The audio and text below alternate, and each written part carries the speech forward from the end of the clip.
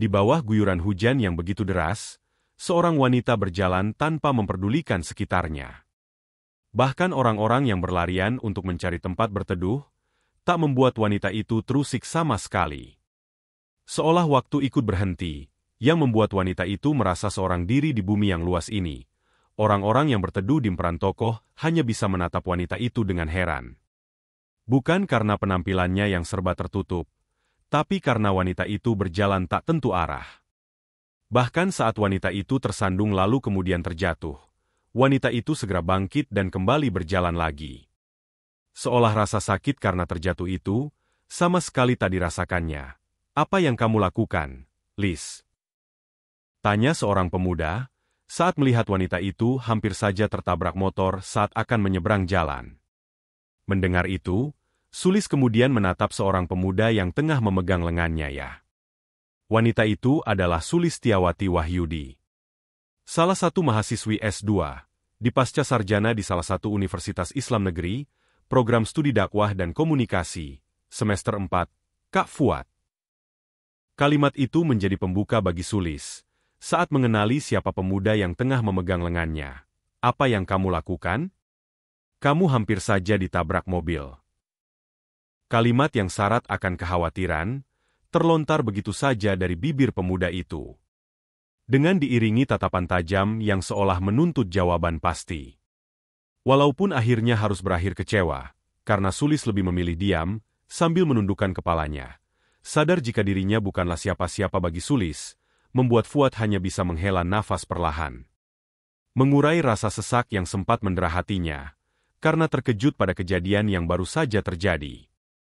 Dan pada akhirnya, Fuad lebih memilih diam dan tidak mendesak Sulis untuk menjawab pertanyaannya. Pemuda yang menyelamatkan Sulis adalah Fuad Darmawan, yang dulunya dikenal sebagai Freddy Julius Darmawan, sebelum ia menjadi seorang mualaf. Ia adalah seorang pengusaha terkenal yang bergerak dalam bidang pengembangan keamanan IT, atau yang lebih dikenal dengan cybersecurity. Maafkan saya Kak, kalimat kedua yang keluar dari bibir Sulis. Semakin mempertegas jika kondisinya sedang tidak baik-baik saja. Ingin rasanya Fuad mendesak Sulis untuk menceritakan apa yang terjadi padanya, sehingga membuatnya terlihat sangat kacau. Akan tetapi menyadari jika dirinya bukanlah siapa-siapa, membuat Fuad lagi-lagi hanya bisa diam. Kak, Sulis memberi isyarat pada Fuad, bahwa pemuda itu masih memegang lengannya. Fuad pun segera melepaskan pegangan tangannya. Maaf, ucapnya lembut. Kemudian Fuad mencoba mencairkan suasana yang canggung dengan bertanya, kamu kenapa tidak bawa motor? Motorku sedang ada di bengkel, jawab Sulis datar. Beberapa saat kemudian, sebuah bis berhenti di depan halte yang berada tak jauh dari tempat keduanya berdiri. Orang-orang yang berada di halte dengan segera naik ke dalam bis. Sulis kemudian berlari menuju bis sambil berpamitan singkat. Aku pergi dulu Kak, Assalamualaikum. Waalaikumsalam. Fuad yang masih berdiri di halte menjawab sambil menatap kepergian Sulis. Melihat bis yang sudah akan jalan, membuat Fuad menghembuskan nafasnya dengan kasar, lalu kemudian berlari ke arah bis. Dia melewati Sulis yang masih berlari menuju bis yang hendak berangkat. Melihat itu, Sulis mengerutkan keningnya karena bingung. Namun ia tidak memiliki waktu untuk memikirkan itu, karena bis yang akan dinaikinya akan segera pergi. Saat sudah berada di dekat bis, Fuad kemudian menatap ke arah supir bis. Tunggu sebentar lagi Pak. Ucapnya sambil menatap sesaat ke arah supir bis, lalu dia menatap Sulis yang tengah berlari ke arahnya. Rupanya Fuad sengaja meminta pada Pak Supir untuk menunggu sampai Sulis benar-benar masuk ke dalam bis tersebut. Saat sudah di dekat bis, Sulis berhenti sesaat di depan Fuad dan berkata, "Terima kasih Kak." Ucapnya sambil tersenyum manis. Hanya kalimat itu yang terucap dari bibir Sulis, sesaat sebelum akhirnya wanita itu masuk ke dalam bis.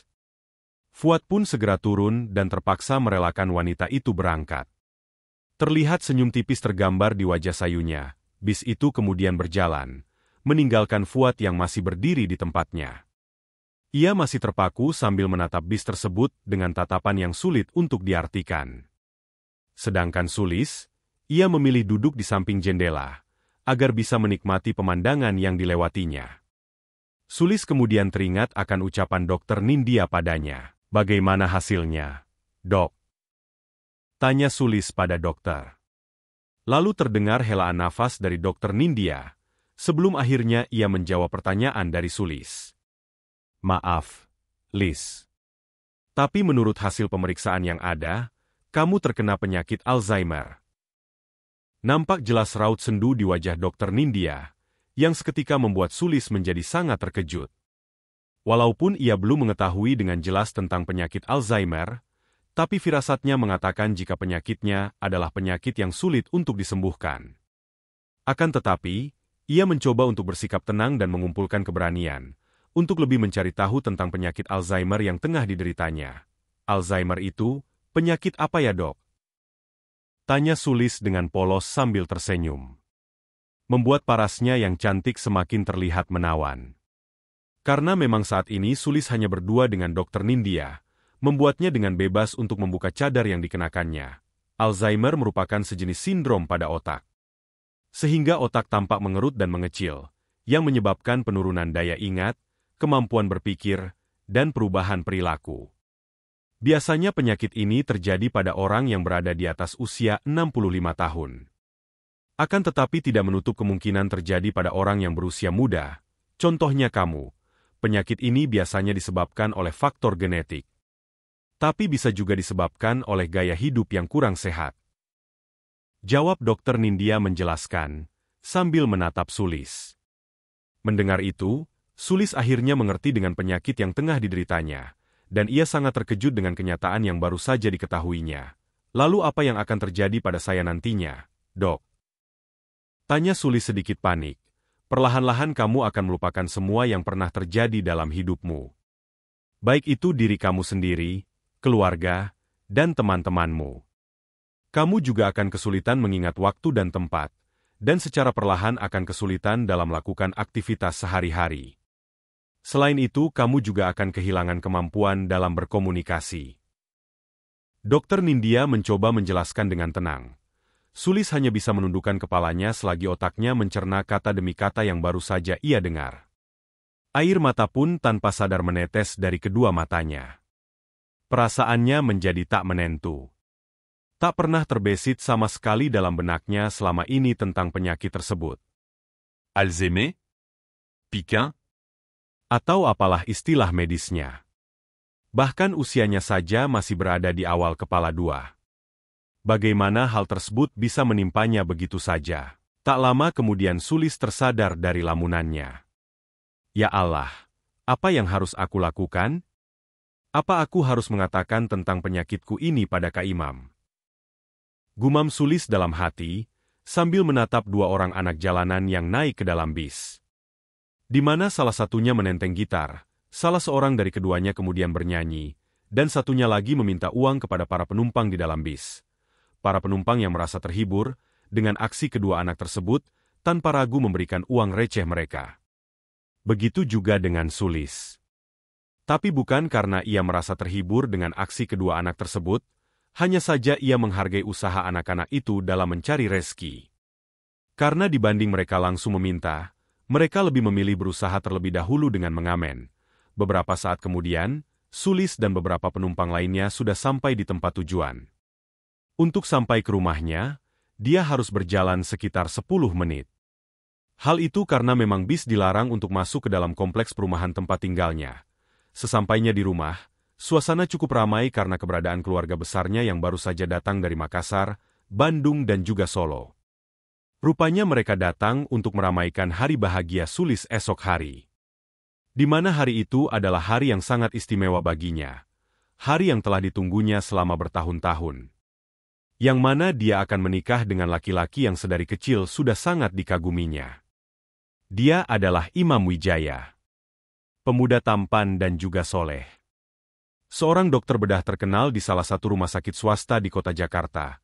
Sungguh kebahagiaannya sangatlah sempurna. Calon suami idaman, keluarga harmonis, ekonomi berkecukupan, paras yang ayu dan semua hal yang membuatnya senantiasa bersyukur. Sampai akhirnya kenyataan yang baru saja diketahuinya membuatnya meragu. Apakah seorang Imam Wijaya bisa menerima dirinya sebagai seorang istri? Apalagi saat mengetahui kebenaran jika ia mengidap penyakit Alzheimer, aku harus mengatakannya pada Kak Imam, tegasnya pada diri sendiri. Sulis kemudian mengambil HP-nya yang berada di dalam tas. Lalu menelpon imam dengan hati-hati. Tak berapa lama terdengar suara seorang pemuda di ujung sana. "Halo, assalamualaikum, Dek." "Ada apa tiba-tiba menelepon?" Suara baritone itu membuat Sulis sedikit gemetar. "Halo, Kak." "Oh." Ada yang ingin Sulis bicara. Seketika ucapan Sulis terhenti, manakala HP-nya telah berpindah tangan. "Halo, Nak Imam, ini uminya Sulis." "Maaf ya, Sulis sudah mengganggu waktu Nak Imam." Rupanya Umi segera mengambil alih begitu melihat Sulis menelpon calon suaminya. "Ya Umi, tidak apa-apa." "Tapi Sulis baik-baik saja kan?" tanya Imam memastikan. "Iya Nak, Alhamdulillah, Sulis baik-baik saja." "Kalau begitu, Umi tutup dulu ya. Assalamualaikum." Umi dengan singkat mengakhiri percakapan mereka. "Waalaikumsalam." Jawab Imam seraya menutup panggilan tersebut. Panggilan itu pun berakhir. Umi yang memegang HP Sulis, berbalik dan menatap putrinya dengan penuh tanya. Apa yang sebenarnya yang hendak dilakukan putrinya itu? Padahal sudah jelas ia dilarang untuk berkomunikasi langsung dengan Imam selama masa pingitan. Sulis yang merasa bersalah pun hanya bisa menunduk lemas. "Hal apa yang ingin kamu bicarakan dengan Imam, Nak? Sehingga kamu harus menelponnya segala. Kamu lupa dengan permintaan Umi sebelumnya?" Umi mencoba bertanya pada Sulis sambil menatap dengan tatapan penuh kasih. Namun pertanyaan itu membuat Sulis semakin sedih dan merasa bersalah dalam waktu bersamaan. Sedih dengan kenyataan yang terjadi padanya, dan merasa bersalah karena dia belum memiliki keberanian untuk mengatakan kebenarannya pada uminya, wanita yang begitu menyayanginya. Beberapa saat Umi menunggu Sulis untuk menjawab pertanyaannya, akan tetapi dia tetap memilih untuk diam. "Ya sudah, kalau kamu belum ingin cerita ke Umi, tidak apa-apa. Tapi untuk sementara, HP-mu Umi yang pegang. Dan sebaiknya kamu segera ke kamar. Lalu mandi dan ganti pakaian, karena pakaianmu terlihat sangat basah." Ucap Umi diiringi usapan lembut di kepala Sulis yang tertutupi oleh hijab. Seketika Sulis mengangkat wajah menatap uminya. Ia tersenyum tipis lalu kemudian menganggukkan kepalanya. Melihat itu, Umi tersenyum dan kemudian berlalu dari hadapan Sulis. "Maafkan Sulis, Umi." Hanya kalimat itu yang mampu Sulis ucapkan.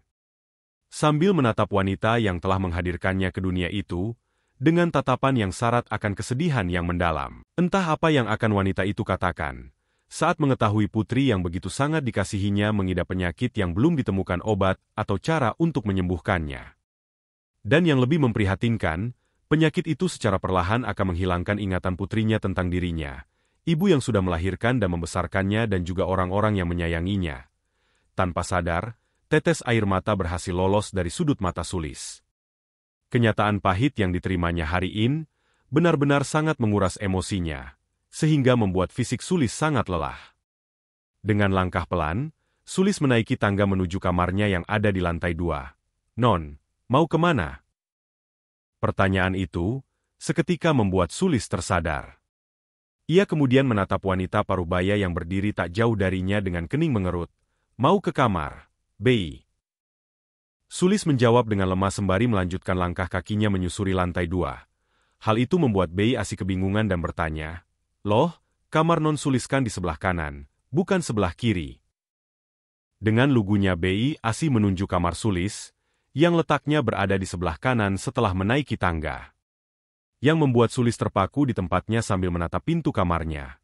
"Non Sulis, baik-baik saja kan?" Lanjutnya dengan raut kekhawatiran yang tergambar jelas di wajahnya. Melihat itu, Sulis hanya tersenyum sambil menganggukkan kepalanya, sebagai jawaban jika ia baik-baik saja. Perlahan Sulis kembali melangkah menuju kamar yang baru saja Bei Asi tunjukkan padanya. Diputarnya gagang pintu kamar dengan perlahan, lalu dengan pelan mendorong pintu kayu. Nampak olehnya sebuah kamar yang terlihat sangat indah, karena telah dihiasi dengan bunga-bunga warna-warni yang sangat cantik.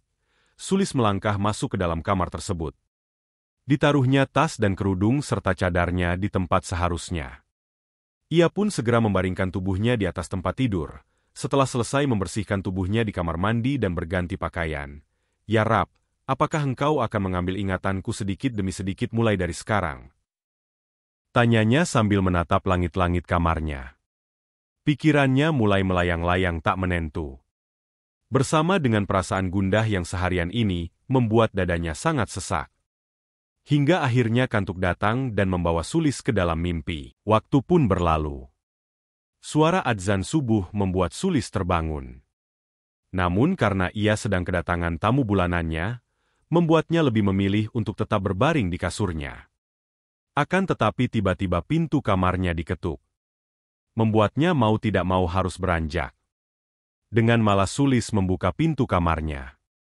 Nampak olehnya seorang wanita cantik tengah menatapnya dengan lengkungan indah terukir di bibirnya.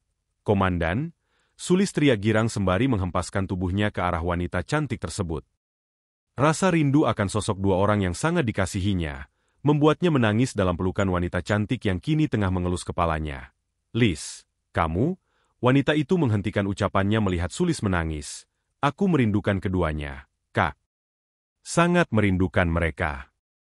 Andai saja kejadian naas itu tidak pernah terjadi, pasti keduanya akan ada di sini," ucap Sulis di balik pelukannya. Dengan bahunya yang turun naik, dan suara yang terbata-bata, ia berusaha menahan tangis yang ingin tumpah. Setelah merasa lebih tenang, Sulis dengan perlahan mengurai pelukannya pada wanita cantik tersebut. "Kak Ana akan menginapkan?" Sulis bertanya sambil menatap penuh harap pada wajah cantik Ayana, atau yang biasa disapa dengan Ana. Ana adalah wanita cantik yang berprofesi sebagai polisi intel. Akan tetapi gelengan kepala Ana membuat harapan Sulis pupus seketika. "Maafkan aku, Lis. Malam ini aku ada operasi penyergapan, sehingga kemungkinan besar aku tidak bisa hadir di acara pernikahanmu besok. Dan itu juga alasan mengapa aku ada di sini sekarang. Karena aku ingin mengucapkan selamat padamu," jelas Ayana yang kemudian menyodorkan sebuah paper bag pada Sulis, yang kemudian diraih Sulis dengan wajah sedikit kecewa. Setelah itu Ayana pun berpamitan, siang pun berganti dengan malam, yang seharusnya membuat Sulis merasa bahagia. Karena tinggal hitungan jam dirinya akan resmi berstatus sebagai seorang istri dari pria yang sangat dikaguminya sejak remaja. Akan tetapi sebaliknya, Sulis justru semakin merasa takut dengan keputusan yang akan diambil Imam saat mengetahui tentang penyakitnya. Sulis sudah bertekad dalam dirinya bahwa ia akan mengatakan tentang kondisinya sebelum akad nikah dilangsungkan. Setelah itu barulah ia menyerahkan semua keputusan pada pria itu. Apakah pernikah akan tetapi dilangsungkan atau tidak, tak terasa pekatnya malam telah berganti dengan cerahnya sang mentari pagi. Yang membuat seorang wanita yang tengah dirias beberapa kali menghela nafas dengan kasar. Ia merasa gugup karena sebentar lagi keputusan besar tentang hidupnya akan ditentukan setelah ia mengatakan kejujuran tentangnya pada calon suaminya itu. Melihat Sulit yang makin gusar, membuat wanita yang sedari tadi tengah memoles wajah Sulis pun hanya bisa menggelengkan kepalanya. "Tidak usah gugup Mbak, santai saja. Pria yang akan menikahi Mbak pasti sangat bahagia. Karena hari ini Mbak terlihat sangat cantik," ucap wanita itu sambil meletakkan alat makeupnya di atas meja. Sontak hal itu membuat Sulis menatap ke arah cermin yang memperlihatkan wajahnya, yang memang terlihat jauh lebih cantik dari biasanya. Sejam kemudian, Sulis turun dari lantai 2 dengan didampingi Umi dan salah seorang kerabat dari pihak ayahnya. Namun saat sudah di lantai bawah, Sulis memohon izin pada penghulu untuk mengajak Abi dan Uminya, juga calon suami dan juga kedua orang tuanya untuk berbicara di ruang tengah. Meskipun merasa heran, tapi mereka semua menuruti keinginannya tersebut. Sebelum mengatakan sesuatu, Sulis terlebih dahulu menarik nafas dengan pelan dan menghembuskannya dengan perlahan. Sebelum akad nikah ini dimulai, Sulis ingin mengatakan sesuatu kepada Kak Imam dan keluarga tentang kondisi Sulis. Di mana Sulis didiagnosis mengidap penyakit Alzheimer. Dan kini semua keputusan ada di tangan Kak Imam. Sulis menjelaskan sambil menundukkan kepalanya. Dia tidak memiliki keberanian untuk menatap orang-orang yang ada di depannya. Mendengar itu, membuat Imam dan juga keluarganya sangat terkejut. Begitu juga dengan keluarga Sulis sendiri. Sebagai seorang dokter, Imam sangat paham dengan penyakit yang diderita Sulis. Namun ia hanya bisa menghembuskan nafas dengan kasar. "Maaf Dek, aku tidak bisa melanjutkan pernikahan ini," ucapnya dengan jelas, yang kemudian berlalu bersama dengan kedua orang tuanya dari hadapan Sulis dan juga keluarganya. Sebenarnya Abi ingin menahan Imam untuk tidak pergi, tapi ia ditahan oleh Sulis yang tiba-tiba memegang tangannya. Abi pun langsung melihat ke arah putrinya itu yang menggelengkan kepalanya dengan pelan. Akhirnya ia pun mengurungkan langkahnya dan kembali duduk.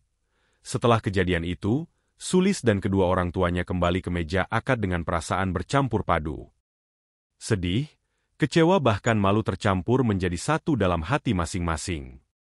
Penghulu dan para saksi yang telah hadir pun merasa kebingungan atas kembalinya mereka tanpa adanya pihak mempelai pria. Bagaimana ini, Pak? Apakah akad nikah masih bisa dilanjutkan? Tanya Pak Penghulu pada Abi. Namun Abi hanya menjawab dengan helaan nafas panjang. Sejenak ia menengok pada istri dan putrinya yang terlihat hampir menangis. Sungguh kejadian yang tak pernah ia bayangkan sebelumnya. Bagaimana bisa hal seperti ini terjadi di menit terakhir sebelum putrinya akan dipinang oleh pria yang selama ini mereka gadang-gadangkan? Ketika suasana makin kacau karena kepergian pihak mempelai pria, tiba-tiba suara lantang terdengar dari pintu masuk. "Izinkan saya menikahi Sulis, Pak." Fuad muncul dengan kedua orang tuanya dan beberapa kerabatnya. Ia pun segera melangkah ke depan meja akad dan dengan yakin menghadap penghulu. Sontak sikapnya itu membuat semua orang terkejut. "Apa maksudmu, Nak Fuad? Pernikahan bukan untuk main-main. Apakah ucapanmu itu bisa dipertanggungjawabkan?" Tanya Abi dengan tegas. "Tentu saja. Saya dengan sadar dan yakin ingin mempersunting anak Bapak." Jawab Fuad yakin Sulis yang tak kalah terkejutnya, mencoba memotong pembicaraan. "Tapi apakah kamu bisa menerimaku dan penyakitku ini?" "Aku tidak masalah dengan itu. Yang aku tahu menikahimu adalah menerima segala kekurangan dan kelebihan yang ada pada dirimu. Aku akan selalu berusaha menjadi pembimbing dan pelindungmu di dunia maupun di akhirat." Entah apa yang merasuki Fuad sampai kalimat tersebut keluar dari mulutnya. "Jadi bagaimana, Pak? Apakah saya boleh mempersunting putri Bapak?" Tambahnya seraya menatap Abi dengan penuh harap. Abi kebingungan. Terlalu banyak kejadian mengejutkan dalam satu waktu. Namin y attaque Bolet Jegabadala Mangambil Keputuzan. Abi pun menatap Sulis sejenak dan berkata, "Bukannya saya tidak mengizinkanmu, Nak Fuad. Tapi saya sebagai bapak tetap harus menanyakan pendapat Sulis terkait hal ini. Karena bagaimanapun pernikahan ini dia yang akan menjalaninya." Setelah berpikir sejenak, akhirnya Sulis menerima pinangan dari Fuad. Karena jika diingat kembali, selama ini Fuadlah yang selalu ada untuknya. Baik saat senang maupun sedih. Namun rasa kagumnya pada Imam membuatnya mengkesampingkan kebaikan dan keberadaan Fuad. Dan akhirnya Allah membuka matanya dan mempertemukannya dengan jodohnya yang sesungguhnya. Acara pernikahan pun tidak jadi dibatalkan. Terus berlanjut dengan sangat meriah. Tidak ada yang diubah dari rencana yang sudah disusun, kecuali mempelai prianya. Dari kisah Sulis kita bisa belajar bahwa Allah sudah mengatur jodoh terbaik untuk setiap hambanya. Yang mana terkadang dia adalah seseorang yang tak disangka-sangka. Karena orang yang tepat akan datang di waktu yang tepat. Seperti halnya Fuad. Dia dengan lapang hati menerima penyakit Alzheimer yang Sulis derita.